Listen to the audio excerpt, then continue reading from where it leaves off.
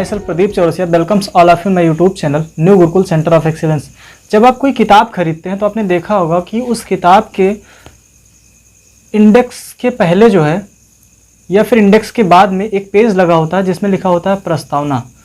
तो वो जो प्रस्तावना होती है उसको पढ़कर ये पता चलता है कि इस किताब का आशय क्या है, यानी कि इस किताब को लिखने का कारण क्या है, और उस प्रस्तावना को पढ़ के हम ये जान सकते हैं कि इस किताब का भाव क्या है, ये किस लिए लिखी गई है या फिर इसमें कौन कौन सी बातें शामिल की गई, इस किताब का आदर्श क्या है। इन सब चीज़ों को हम बहुत ईजिली जो है उस प्रस्तावना को पढ़कर जान सकते हैं। इसी प्रकार जो हमारा भारतीय संविधान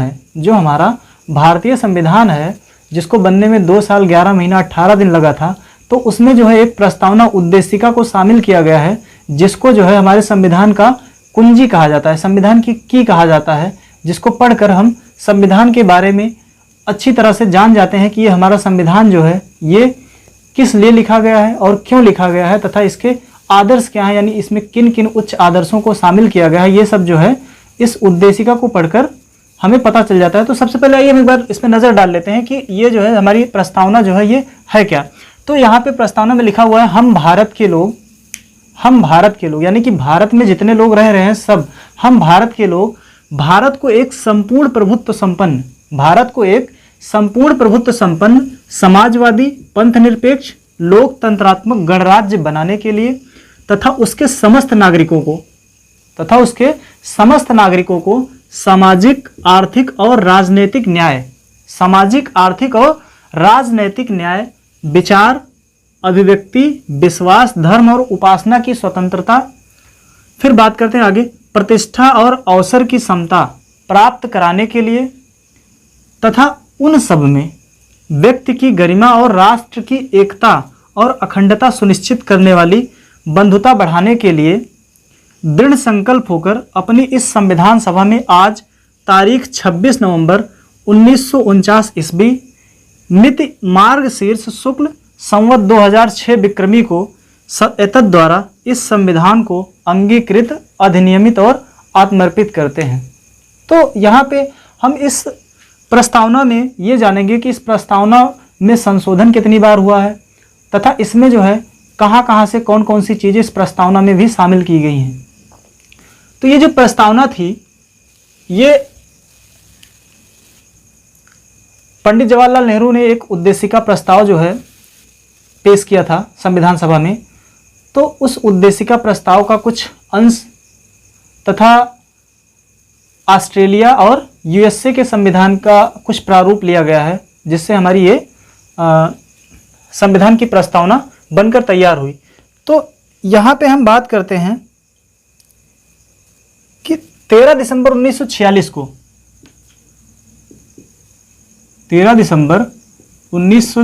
को पंडित नेहरू ने क्या किया, एक उद्देशिका प्रस्ताव पारित किया, उद्देशिका प्रस्ताव पेश किया। 13 दिसंबर 1946 को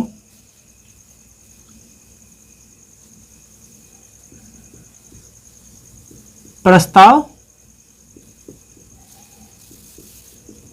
पेश किया। उसके बाद फिर 22 जनवरी 1947 को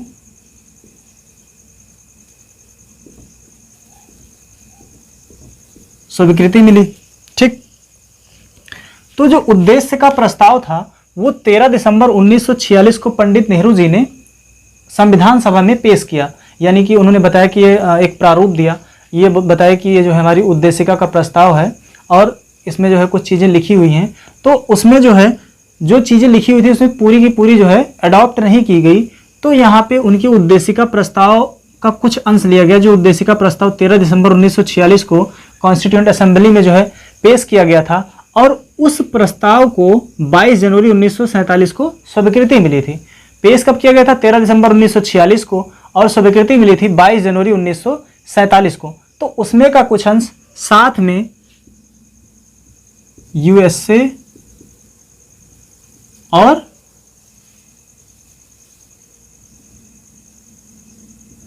ऑस्ट्रेलिया, कहाँ, यूएसए और ऑस्ट्रेलिया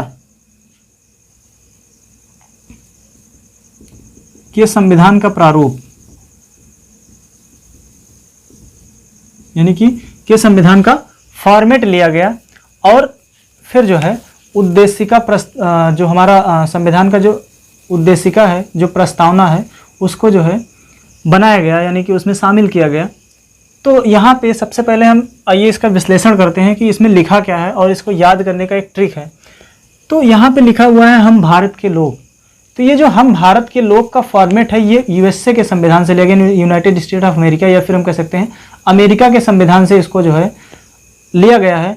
ये जो है ठीक उसी की तरह है, क्योंकि वहाँ पे लिखा गया है हम संयुक्त राज्य अमेरिका के लोग, हम संयुक्त राज्य अमेरिका के लोग। वैसे उसी तरह यहाँ पे है हम भारत के लोग, हम भारत के लोग भारत को एक संपूर्ण प्रभुत्व संपन्न समाजवादी पंथ निरपेक्ष लोकतंत्रात्मक गणराज्य बनाने के लिए तथा उसके समस्त नागरिकों को। तो सबसे पहले यहाँ तक भारत की बात की गई है कि जो हमारा भारत देश है वो जो है किस प्रकार होगा, यानी कि उसमें जो है शासन व्यवस्था किस प्रकार होगी और जो भारत है उसके अंदर जो है पावर कैसी होंगी, अपने आप में भारत कैसा होगा, ये सब चीज़ें उसमें जो है बताई गई। तो यहाँ पे कहा गया हम भारत के लोग, तो भारत में जितने लोग निवास कर रहे हैं उन सब की बात की गई कि ये जो प्रस्तावना है ये सब पर लागू हो रही है। तो वहाँ पे कहा गया हम भारत के लोग भारत को एक संपूर्ण प्रभुत्व संपन्न। अब हम यहाँ पे एक वर्ड है संपूर्ण प्रभुत्व संपन्न। तो संपूर्ण प्रभुत्व संपन्न का मतलब होता है कि जो हमारा देश भारत है ये जो है किसी भी प्रकार की संधि या मित्रता करने के लिए किसी दूसरे राष्ट्र पर यानी किसी दूसरे देश पर निर्भर नहीं है। इसके पास अपनी खुद की पावर है। ये चाहे तो श्रीलंका से संधि कर ले या श्रीलंका से मित्रता कर ले, इसमें पाकिस्तान या चाइना का कोई सपोर्ट की ज़रूरत नहीं है, यानी कि किसी से हमें सलाह मशविरा करने की ज़रूरत नहीं है कि हमको श्रीलंका से मित्रता करनी है अथवा नहीं करनी है, या फिर हमको पाकिस्तान के साथ वार्तालाप करनी है कि नहीं करनी है। ये सब भारत के स्वविवेक पर निर्भर करता है, यानी कि किसी तीसरे की ज़रूरत नहीं है। फिर बात करते हैं समाजवादी। जो भारत है इसमें जो है समाजवाद रहेगा, यानी कि यहाँ की जो अर्थव्यवस्था है वो मिश्रित रहेगी। फिर पंथ निरपेक्ष। पंथ निरपेक्ष का मतलब होता है कि किसी भी राष्ट्र में अगर पंथ निरपेक्षता की बात की जा रही है तो वो जो देश होगा, वो जो राष्ट्र होगा, उसका किसी एक धर्म के प्रति झुकाव नहीं होगा। यानी कि उसका अगर भरण पोषण या वित्त पोषण की बात करें तो उसका जो है किसी एक धर्म के प्रति झुकाव नहीं होगा। अगर उसमें 4 धर्म है, मान लीजिए हिंदू मुस्लिम सिख ईसाई है, तो वो सभी धर्मों के लिए समान व्यवहार करेगा। तो ठीक इसी प्रकार यहाँ पे भारत में पंथ निरपेक्षता की बात की गई है। तो ये जो है कहा गया है कि जो भारत है वो जो है पंथ निरपेक्ष राष्ट्र रहेगा, यानी कि उसमें सभी धर्मों को समान आदर दिया जाएगा, सभी धर्मों के लिए समान जगह रहेगी। तो ये जो समाजवादी और पंथ निरपेक्ष है इसको जो है 42वां संशोधन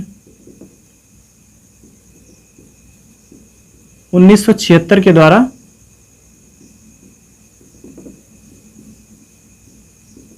जोड़ा गया। ये जो समाजवादी पंथ निरपेक्ष जो है ये जो है 42वां संशोधन 1976 के द्वारा जो है इस प्रस्तावना में जोड़ा गया। फिर आगे है लोकतंत्रात्मक गणराज्य। तो लोकतंत्रात्मक का मतलब है कि यहाँ पे जो शासन व्यवस्था होगी वो लोकतंत्र होगी, यानी कि जनता का शासन होगा। जैसा कि अब्राहम लिंकन ने बताया था कि लोकतंत्र क्या होता है, तो लोकतंत्र होता है जनता का, जनता के लिए, जनता के द्वारा शासन होता है, उसी को लोकतंत्र बोलते हैं। फिर गणराज्य। गणराज्य किसे कहते हैं? एक होता है गणतंत्र, एक होता है राजतंत्र।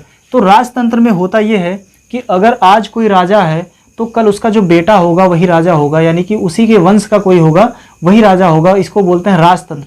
लेकिन गणतंत्र में क्या है, अगर कोई पद है, कोई राष्ट्राध्यक्ष का पद है, तो उस राष्ट्राध्यक्ष के पद के लिए उस राष्ट्र का प्रत्येक मेंबर यानी कि प्रत्येक सदस्य या प्रत्येक नागरिक जो है उस राष्ट्र के अध्यक्ष पद के लिए दावेदारी कर सकता है, तो उसको बोलते हैं गणराज्य। तो भारत का जो राष्ट्राध्यक्ष है जिसको राष्ट्रपति बोलते हैं, तो राष्ट्रपति के चुनाव के लिए जो एक क्राइटेरिया निर्धारित की गई है, अगर वो अनुमोदन प्रस्तावक और ये सब चीज़ें अगर वो फुलफिल करता है तो राष्ट्रपति के चुनाव के लिए वो एलिजिबल होता है, तो इसको बोलते हैं गणराज्य बनाने के लिए। इतना तो हो गया भारत के संदर्भ में कि ये सब चीज़ें भारत के लिए है।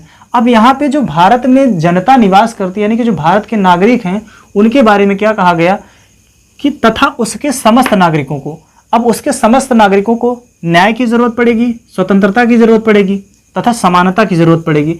तो यहाँ पे न्याय में 3 तरह के न्याय की बात की गई है, सामाजिक न्याय, आर्थिक न्याय और राजनीतिक न्याय। उसके समस्त नागरिकों को सामाजिक, आर्थिक और राजनीतिक न्याय। फिर स्वतंत्रता, उसको कौन कौन सी स्वतंत्रता दी गई है? विचार की स्वतंत्रता है, अभिव्यक्ति की स्वतंत्रता है, विश्वास की स्वतंत्रता है, धर्म की स्वतंत्रता है तथा उपासना की स्वतंत्रता है। यहाँ पे विचार का मतलब कि वह जो है अपने विचार के लिए वो जो है स्वतंत्र है। अभिव्यक्ति यानी कि बोलने की आज़ादी होगी, हमारे अंदर जो विचार हैं उनको हम व्यक्त करने के लिए आज़ाद हैं, स्वतंत्र हैं। उसके बाद फिर विश्वास, हम किसी भी व्यक्ति पर विश्वास कर सकते हैं, हम पे कोई विश्वास कर सकता है, ये जो है विश्वास की स्वतंत्रता है। तथा धर्म की स्वतंत्रता है, हम किसी भी धर्म में आस्था रख सकते हैं, किसी भी धर्म की उपासना कर सकते हैं। ये जो है हमको स्वतंत्रता के बारे में प्रस्तावना में बताया गया है। फिर कहा गया है उसमें समानता है, प्रतिष्ठा और अवसर की समानता। यदि किसी पद का सृजन किया जा रहा है, यानी कि अगर कोई पद है, कोई पद खाली है भारत में, किसी भी पद के लिए अगर कोई पद खाली है, तो वहाँ पे सभी व्यक्ति, जो एक क्राइटेरिया जो निर्धारित की जाती है, जिसको बोलते हैं एक मानदंड तैयार किया जाता है।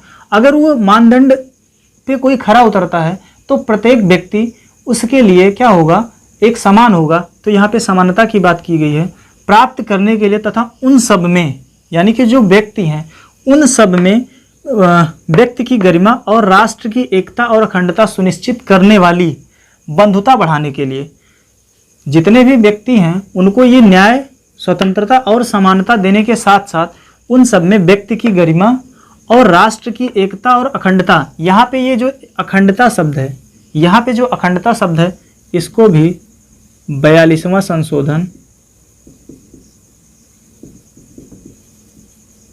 1976 द्वारा जोड़ा गया। ठीक है, 42वां संशोधन 1976 के द्वारा अखंडता शब्द को भी जोड़ा गया है। यहाँ पे समाजवादी को भी जोड़ा गया था और पंथ निरपेक्ष को भी जोड़ा गया था, और यहाँ पे अखंडता शब्द को भी जोड़ा गया। फिर आगे है अखंडता सुनिश्चित करने वाली बंधुता बढ़ाने के लिए, यानी कि उनके अंदर जो है ऐसी चीज़ें जो है भरी जाएंगी, ऐसे भाव दिए जाएंगे ताकि जो है वो अखंडता सुनिश्चित करने वाली बंधुता बढ़ाने के लिए दृढ़ संकल्प होकर, अब यहाँ पे दृढ़ संकल्प होकर कि वहाँ पे बात की कि हम दृढ़ संकल्प होकर क्या कर रहे हैं, अपनी इस संविधान सभा में आज 26 नवंबर 1949, यहाँ पे देख रहे हैं 2 तरह की तिथियों का प्रयोग किया गया है। 26 नवंबर 1949 ये जो है हमारी कौन सी है, जिसको बोलते हैं अंग्रेजी तिथि है 26 नवंबर 1949, तथा ये जो है विक्रमी संवत था। ये तो ईसा मसीह वाला था, इसको ईसवी बोलते हैं। ईसा मसीह वाला जो ईसा के जन्म के बाद जो है शुरू होता है, इसको बोलते हैं ईसवी। लेकिन यहाँ पे जो विक्रमी संवत था, जो विक्रमादित्य थे उनके जन्म के बाद जो तिथि लिखी जाती है उसको बोलते हैं विक्रमी संवत। तो यहाँ पे बोला गया मिति मार्ग शीर्ष शुक्ल संवत 2006। यहाँ पे क्या था 1949, लेकिन यहाँ पे क्या था 2006। विक्रमी को एतद द्वारा इस संविधान को अंगीकृत, उसके बाद अधिनियमित और आत्मर्पित करते हैं, यानी कि हम उसको अंगीकृत मतलब अपनाते हैं, अधिनियमित मतलब लागू करते हैं, और आत्मर्पित हम इसको जो है सहृदय जो है क्या करते हैं, अपनाते हैं। तो ये हमारा जो है संविधान की प्रस्तावना का कुछ रूप रहा है। आप लोग जो है इसको देखिएगा तथा कमेंट करके बताइएगा। अच्छा लगे तो इसको ज़्यादा से ज़्यादा शेयर करिए, और हाँ, हमारे चैनल को सब्सक्राइब करना ना भूलिएगा। Thank you.